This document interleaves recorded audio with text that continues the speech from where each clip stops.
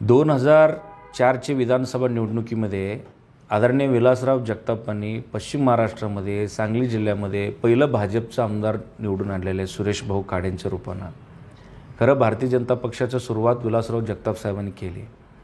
नंतरच्या काळामध्ये 2019ला यावेळी जगताप साहेबांचा पराभव झाला, त्यावेळी काँग्रेसचं विक्रम सावंत जतमधून निवडून आले। त्यानंतर 2 वर्षांनी भारतीय जनता पक्षाचं पूर्ण संघटना मोडकळीत आलेलं होतं। बावनकुळे साहेबांनी देवेंद्रजी फडणवीस साहेबांनी मला विधानसभा प्रमुख म्हणून भारतीय जनता पक्ष संघटनेचे कामासाठी मला नेमणूक केली। 3 वर्षांमध्ये महाराष्ट्रातील भारतीय जनता पक्षाचं संघटनेचं पहिलं वॉर रूम मी उद्घाटन केलं। म्हणजे जतमधून सुरुवात झाली संघटनेच्या कामाला आणि सांगली लोकसभा इलेक्शनमध्ये 8 विधानसभा क्षेत्रापैकी सगळ्यात सर्वाधिक मताधिक्य सगळीकडे अपक्ष उमेदवार विशाल पाटलांची लीड होतं। जतमध्ये एकाच ठिकाणी माझा विधानसभा मतदारसंघामध्ये सर्वाधिक मताधिक्य भाजपचे उमेदवार संजय काकांना मिळालेला। ही माझं कामाचं पोच आहे, भारतीय जनता पक्षाचं संघटनेचं पोच आहे।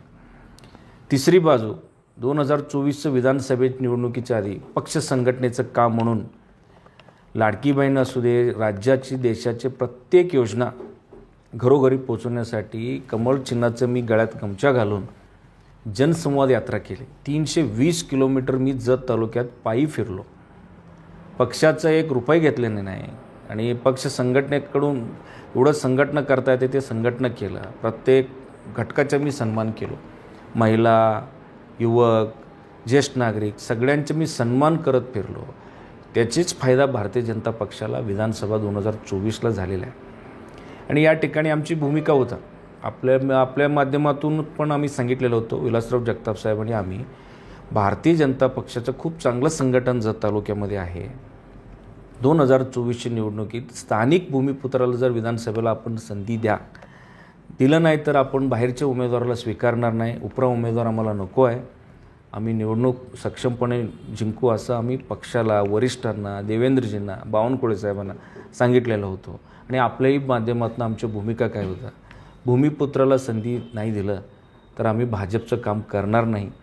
या भूमिकेशी स्पष्टपणे आम्ही त्या भूमिकेसोबतच गेलो, भूमिका बदललेलं नाही। आणि आज आपण विचारतोय माझ्यावर मुकुंद कुलकर्णींनी कारवाईचं पत्र काढलेलं आहे। यामध्ये मला असं वाटतंय की भाजप विरोधात मी लढलेलो आहे। 2024चे विधानसभा त्याला 3 महिनेहून अधिक होऊन गेले। आता आपणच पार्टी सोडलेलं आहे। 25 ऑक्टोबरला माझी उमेदवारी पक्षाने कट केल्यानंतर आम्ही ज्या दिवशीच पक्षाचं सर्व पदाचा राजीनामा दिलेला आहे।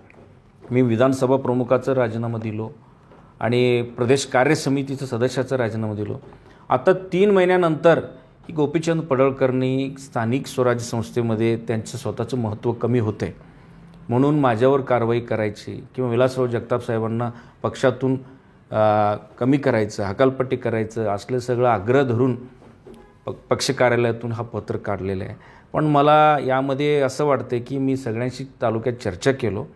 राज्याचे वरिष्ठ नेतृत्व देवेंद्र फडणवीस साहेब आणि बावनकुळे साहेबांना हा विषय निदर्शनाला आणतो, कारण आता देवेंद्र फडणवीस साहेब आठवडाभर बाहेरच्या देशात आहे, आउट ऑफ इंडिया असल्यामुळं मी आल्यावर त्यांना ही पत्र दाखवतो किंवा माझ्यासारखा अतिशय एक निष्ठावान कार्यकर्त्याला ज्यांनी पक्ष वाढवलं, स्वतःचं घर जाळून पक्षाकडनं एक पेनही घेतलं नाही आणि वॉर रूम काढलं, ज्यांनी भाजप पूर्ण प्रत्येक घरापर्यंत रुजवले, त्या माणसाला जर आज बक्षीस मिळत असेल तर वरिष्ठ नेत्यांना फडणवीस साहेबांना विचारतो, कारण त्यांनी खूप अगदी 20-25 वर्ष पक्ष त्यांनी संघटना केलेलं आहे। त्यांनी प्रदेशाध्यक्ष होते, त्यांनी अतिशय प्रवाहाच्या विरोधात पक्ष राज्यात वाढवलेला आहे। तसेच मी जतमध्ये काँग्रेसच्या विरोधात पक्ष वाढवलेला आहे। माझ्यासाठी ही बक्षीस योग्य आहे का, मी वरिष्ठ नेत्यांना विचारतो। मग पुढची दिशा एक मोठं मेळावा घेऊन जतमध्ये असं काही लपून 10 बाय 10 खोलीच्या बसून नाही, तालुक्यात सगळ्यांना बोलवून माझं पुढची दिशा ठरणार आहे। कारण आधी ही बक्षीस माझ्यासाठी आणि विलासराव जगतापांसाठी योग्य आहे का ही मी राज्याच्या वरिष्ठ नेते देवेंद्रजी आणि बावनकुळे साहेबांना विचारून पुढचं मी दिशा ठरवणार आहे।